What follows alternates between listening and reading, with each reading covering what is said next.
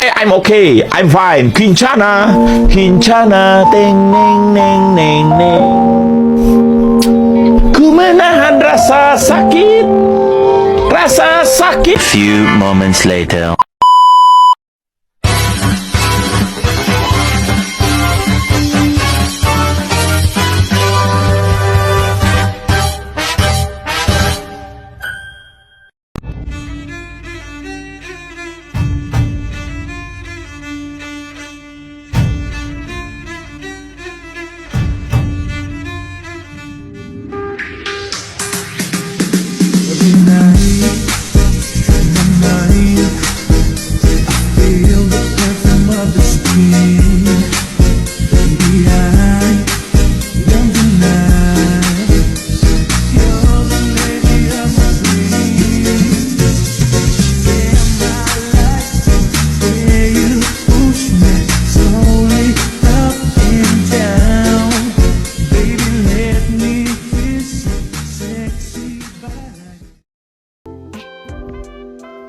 Judul yang kami ambil yaitu Pengaruh Pengeluaran Pemerintah, Pembentukan Modal Tetap Bruto, dan Jumlah Angkatan Kerja terhadap Pertumbuhan Ekonomi di Sulawesi Utara.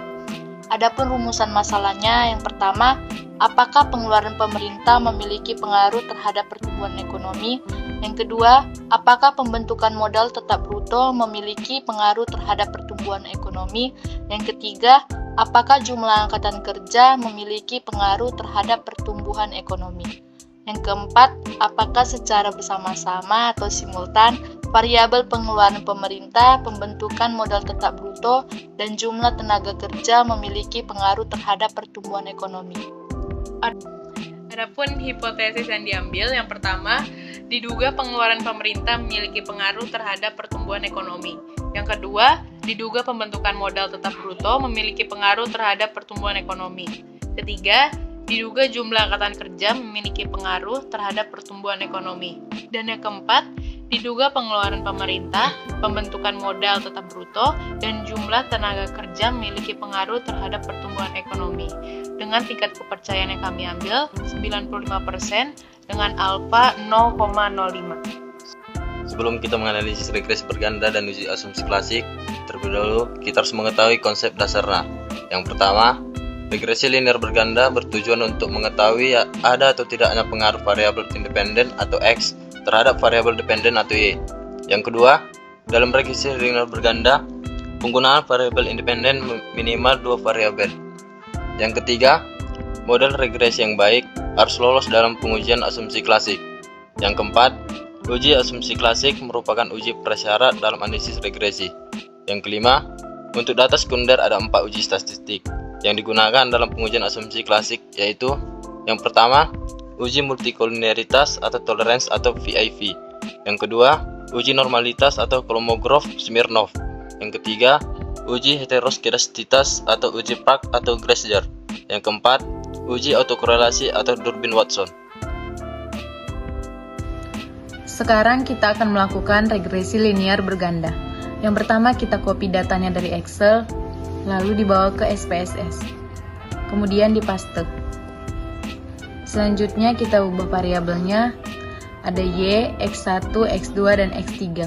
Kemudian di labelnya ada PE, PP, PMTB, dan TK. Kita kembali ke data, lalu tekan Analyze, kemudian Regression, kemudian Linear. PE kita bawa ke Dependent, X1, X2, dan X3 ke Independent. Kemudian kita ke Statistik, lalu dicentang semuanya.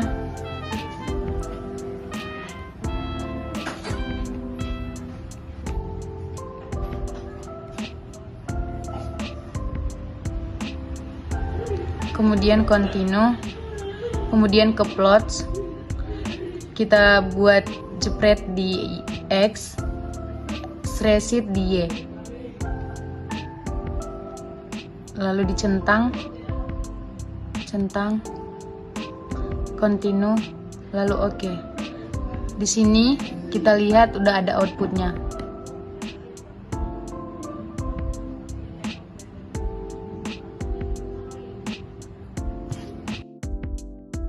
Yang pertama, kita akan melakukan analisa uji hipotesisnya. Berdasarkan data tabel koefisien di atas, maka dapat diinterpretasikan sebagai berikut.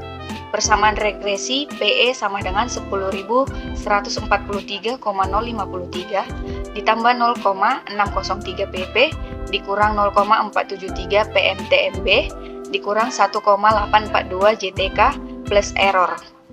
Interpretasi persamaan regresinya, yang pertama A, nilai konstanta sebesar 10.143,053 mengandung makna jika PP, PMTMB, dan JTK belum memiliki nilai atau 0, maka besarnya PE adalah sebesar 10.143,053. B.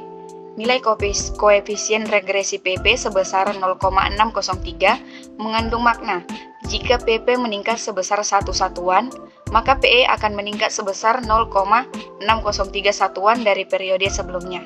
Dengan arti yang lebih jelas adalah jika PP naik sebesar 1 triliun dari rata-rata PP yakni 1.994.508.488.964, maka PE akan meningkat sebesar 0,603%. C. Nilai koefisien regresi PMTMB sebesar minus 0,473 PMTMB mengandung makna jika PMTMB meningkat sebesar 1 satuan, maka PE akan meningkat sebesar minus 0,473 satuan dari periode sebelumnya. Artiannya yang lebih jelas, PMTMB sebesar 1 triliun dari PMTMB yaitu 3.737.739.304. Maka PE akan meningkat sebesar minus 0,473%. D. Nilai koefisien regresi JTK sebesar minus 1,842 JTK mengandung makna jika JTK meningkat sebesar 1 satuan, maka PE akan meningkat sebesar minus 1.842 satuan dari periode sebelumnya. Yang kedua, pengaruh secara parsial variabel bebas terhadap variabel terkait atau uji T dikurang T table sama dengan 2,201 yang diperoleh dari A per N dikali N dikurang K dikurang 1, di mana 0,05 per 2 sama dengan 15 dikurang 3 dikurang 1, sehingga T table-nya adalah 0,025 per 11 sama dengan 2,201.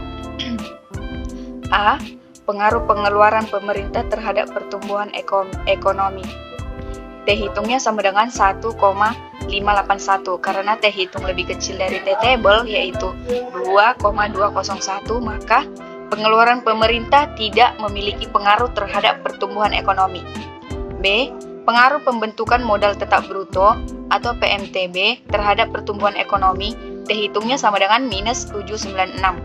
Karena T hitung lebih kecil dari T table, maka pembentukan modal tetap bruto atau PTMB tidak memiliki pengaruh terhadap pertumbuhan ekonomi. C. Pengaruh jumlah tenaga kerja terhadap pertumbuhan ekonomi, T hitungnya sama dengan minus 534. Karena T hitung lebih kecil dari T table, maka jumlah tenaga kerja tidak memiliki pengaruh terhadap pertumbuhan ekonomi. Selanjutnya adalah menganalisa koefisien determinasi. Analisa data dari nilai R sama dengan 0,573 memiliki arti bahwa variabel bebas atau pengeluaran pemerintah, pembentukan modal tetap bruto, jumlah tenaga kerja memiliki hubungan yang sangat erat terhadap variabel terikat yaitu pertumbuhan ekonomi. Nilai R² sama dengan 0,392 berarti kontribusi atau determinasi ketiga variabel bebas atau pengeluaran pemerintah, pembentukan modal tetap bruto, jumlah tenaga kerja terhadap variabel terikat atau pertumbuhan ekonomi adalah sebesar 39,2% dan 60,8% dipengaruhi oleh variabel lainnya. Uji F-nya, T T hitung sama dengan 0,165. F tabelnya sama dengan 3,587. Diperoleh dari F1. Karena F hitung lebih kecil dari F tabel, maka secara simultan pengeluaran pemerintah, pembentukan modal tetap bruto atau PMTB, dan jumlah tenaga kerja tidak memiliki pengaruh yang signifikan terhadap pertumbuhan ekonomi. Nah, kesimpulan yang dapat kami ambil untuk menjawab hasil hipotesis yang kami buat yaitu, yang pertama, variabel pengeluaran pemerintah tidak memiliki pengaruh terhadap variabel pertumbuhan ekonomi. Yang kedua, variabel pembentukan modal tetap bruto atau PMTB memiliki pengaruh terhadap variabel pertumbuhan ekonomi. Yang ketiga, variabel jumlah tenaga kerja tidak berpengaruh terhadap variabel pertumbuhan ekonomi. Dan yang terakhir, variabel pengeluaran pemerintah, pembentukan modal tetap bruto atau PMTB, dan jumlah tenaga kerja memiliki pengaruh yang sangat signifikan terhadap variabel pertumbuhan ekonomi. Terima kasih.